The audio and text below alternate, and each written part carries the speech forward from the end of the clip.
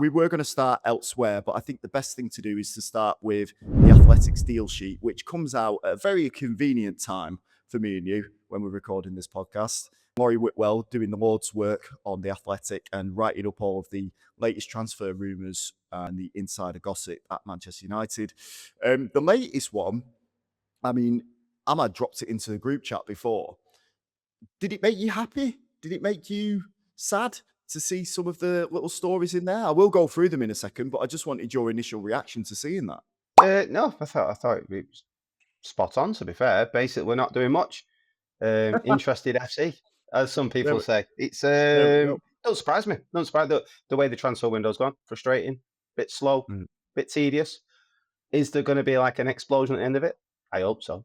We'll see. Who knows? We can all hope for that. But the big one that was on that sheet was the Ollie Watkins one, which I actually heard yesterday before we actually went on air on the show. Danny Simpson again was on last week. He was on this week. He was talking about lots of different things from around the Premier League. But he was talking about Ollie Watkins possibly being a potential signing for United because it was insider information about that. That was dangled in the Athletics article and then taken away almost as quickly as it was announced. So we were rumoured to be interested in him, and then it was, but they haven't got the money for him. So that was quickly taken away. Can't really say much about that. I think last season was probably the season that we was going to get Ollie Watkins if that deal was going to happen. Benjamin Sesko, he's got more potential and sell-on value, so I'm not really bothered about that one. The other interesting one that's going out was Ethan Wheatley, who's been linked with Everton. Now, my first thoughts on that after the Harry Amas news last week, where we was talking about him potentially leaving for just £6 million, was how much would United sell him for and how much should United sell him for? I mean, has he got one Premier League appearance, I think? I can't remember, but Ethan Wheatley, what are you thinking? Yeah, go and play first team football. If there's a Premier League club willing to offer you that, I completely get it. If you're not going to start in the first team, you need to go and flourish elsewhere, don't you? So price-wise, the price-wise for some of these kids, other clubs get top whack, don't they? So they get like 30 million and stuff like that. So I wouldn't be surprised if United accepted 8 or something. But is that the going price for where he is? I like him. I like him as a player. I think he'll go on and be a successful player, but probably not United, like a lot of this team. But 6 to 8 million, 10 million tops. Oof. 10 million is very top end for that. I think it's probably going to be somewhere around the Harry Amas, 6 million plus 4, and then it does add up to 10, but based on future like landmarks or whatever it is, targets, KPIs being hit. KPIs. I've never really thought about that before. The targets that they set in contracts, they are just literally the corporate world's KPIs, key point indicators. That's all they are. Anyway, I'm glad you played that up because I had no idea what a KPI was. Like you have to see a doctor for that. No problem. It's just an ointment, mate. It's all right. No invasive surgery needed. The other thing that came off there, and I just mentioned him a second ago, was about Harry Amas. It was slightly grey area with him and Toby Collier. It said that they are both available. Didn't actually say that Harry Amas and Toby Collier are for sale. It just said they're available for transfer. Again, before literally last week, I was talking about Toby Collier being a really good squad player for Manchester United and getting into the team this season. And then I think we stopped recording and it came out, oh, he's up for sale. Right, okay, brilliant. Thanks for that. Great timing. I'm not going to ask you how much I think we'll get for these players, but these seem like decent squad players for Manchester United. But I guess you have to trust a Michael Carrick and the coaching staff to be able to look at these players and say they're not good enough or they are good enough. And if they're available to be sold, the same with Ethan Wheatley as well. They've been deemed as, we can get money for these kids now. They've got no chance of making the first team. So with that in mind, it's probably the right thing to do, isn't it? It's probably more a question of timing for the kids, really. Some of them are maybe 18 months too old, or like the likes of Gabriel and Shea Lacey are at the perfect age now just to bring them in and bring them out. Some of these others, they need first team football. They're not going to get it at United. So yeah, I keep saying you just go and flourish and then sell on clauses, maybe come back to the club when you've got 150 appearances in the Premier League, but they need to go and play first team football. The Collier one, you can understand, he's probably what, 8th or 9th in the pecking order, centre midfield. So you can understand, yeah, I get that. Have The we Harry have we Amass got one, 8? Have we got 8 or 9 midfielders? we have, but we're including the likes of Ugarte in there as well. So yeah. But the Amass one, do you think who's the backup left back? Dorgu?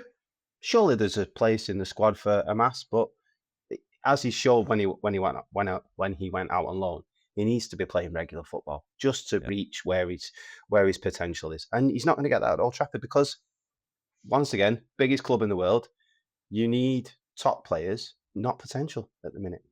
Yeah, I think that's true, and the same with Tyler Fredrickson as well, who made his move to Lausanne, who is owned by Ineos in the Swiss league. He went there last week, I think it was. He signed for them, which is a great move for him. And again, it's one of those ones that's probably got a buyback clause in it, because they want to make sure that they get the most money for him. Same that they did with, what's he called? The lad who, I always forget his name, who went to Benfica, and then Benfica sold him for 20 billion quid to Real Madrid. What's he called? The left back? Fernandes, Alvaro McDoofy. Yeah, can't remember his name himself. Yeah, Carreras. that's the chap. Yeah. Yeah, we should have kept him, shouldn't we? We should have done. Although he fell out of favour at Real Madrid. He wasn't. He did, I don't think actually. he was playing. I don't think he was playing by Yeah. the end of it. I don't think fancied him. And wasn't there a few things about him getting punched by Valverde as well?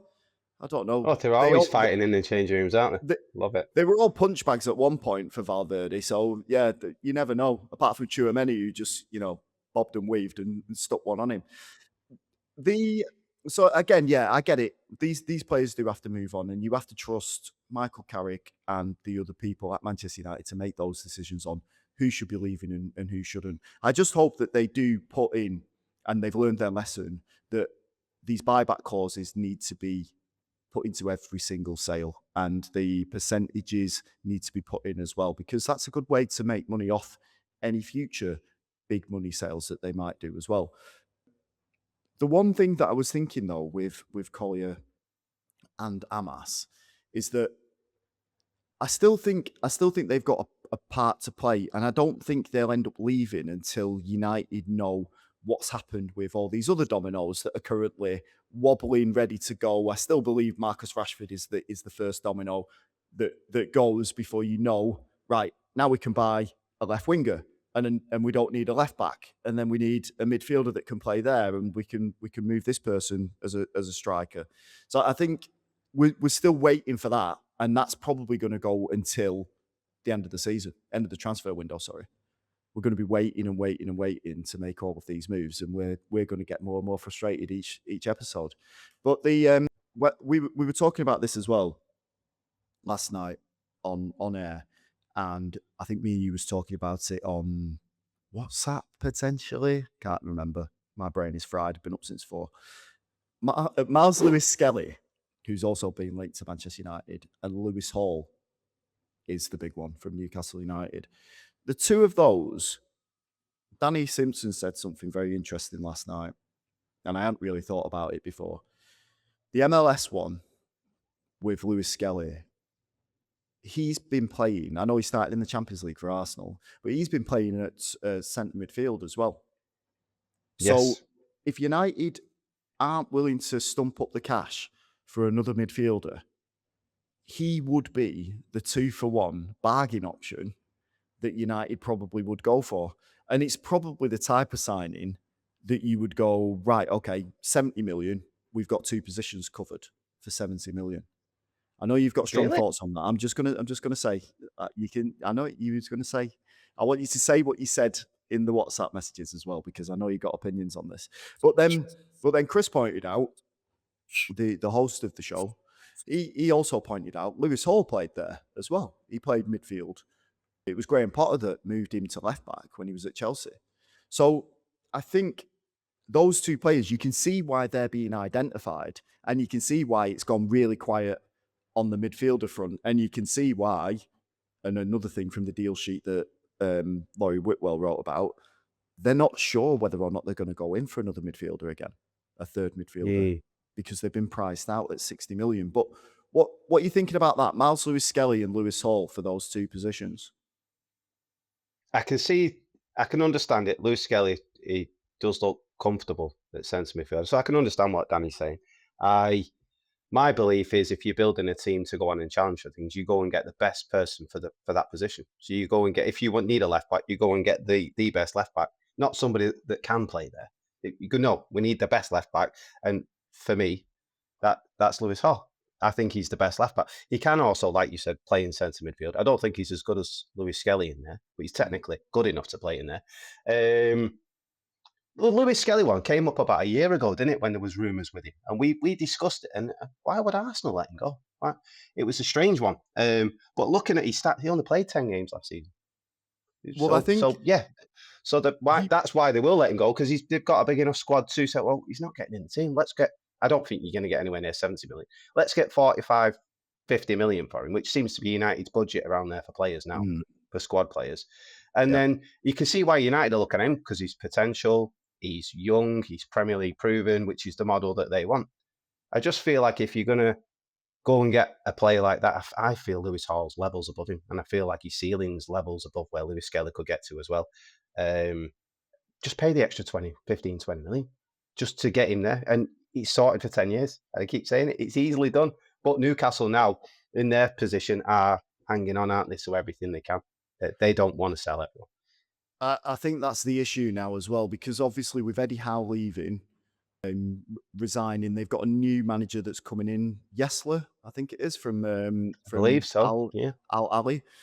I think bringing this guy in, there's got to be a sort of PR spin on things now. So selling off their assets is not a good look for Newcastle United. They've rejected a bid for Bruno Guimaraes, apparently from Arsenal. I still think he'll leave. I still think he'll end up going. But it's just a negotiation thing now. And Lewis Hall is probably one of those big assets that they won't want to let go of, simply because, well, he's one of their star players. And they've got they're buying youthful players to bring into the squad. It looks like they've changed tact. They're looking for players that have got potential to change things. And it's an exciting time. It's a bit depressing that Eddie Howe's gone. I think he'd taken that club as far as he possibly could. But they know now that they've got to change things up. So I think if there's going to be a battle for Lewis Hall, it's going to go right up until transfer deadline day. Maybe United could offer them some players in return if they're looking at youth. I don't know. Well, maybe the rumor was in that. True. Yeah, that's a good point. Yeah, the rumor was that United were looking at offering 45 million for him. I don't get that. Just go and, if you want him, I never keep saying, I know it's a negotiation. You save this money here, save that money there, but just go and pay 70 million and just bring him in, and then move on to your next signing, please. That's the way it is. I know football business doesn't work like that, but United are playing a calm game, aren't they? They seem to be. Whether there's no panic, nobody knows what's going on, nobody knows who we're actually interested in, and it's just going to come from nowhere, right? Well, there we go, it's done. I just hope Lewis Hall's on that list, because I think he's outstanding. I think the major issue that you keep pointing out there is like, go and pay the money, and then you've got your player. They haven't got the money. That's the problem. True. Yes. It's like going to the corner shop and going, "Can I have this Twix?" Yeah, how much is it? Well, 80p. I've only got 40. Here you go.